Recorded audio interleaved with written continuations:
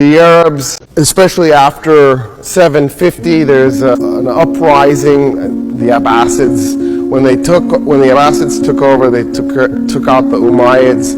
They began a process of modernization where the Arabs ended up doing really remarkable things and extremely modern things.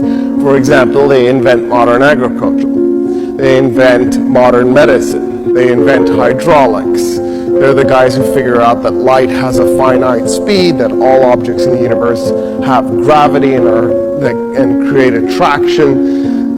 They invent the lens, they create the scientific method, they are the ones who invent algebra, zero. They're the ones who start trigonometry, they dabble in calculus. They're stating Newton's first law of motion 600 years before Newton and Kepler's first law of motion 500 years before Kepler.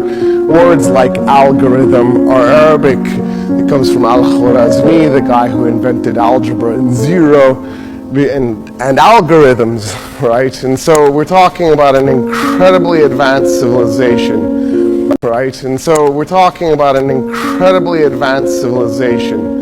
The Arabs had just invented modern agriculture and modern medicine. The reason it's modern medicine is the guy who did it, his name is Ibn Sina. He wrote a book called the Canon of Medicine in 1025 AD. When he wrote this book, he said in the book that diseases are caused by germs. So all you have to do to prevent diseases is interrupt the transmission vectors. And he said the best thing to do then would be to wash your hands with soap. And then after that, he said, that failing, if you still get the disease, here are some cures. And he goes into all this detail about how to make for a healthier society. That book is still required reading in Europe and parts of the Middle East to this day for med students because it still applies. And then that information is being applied to European civilization,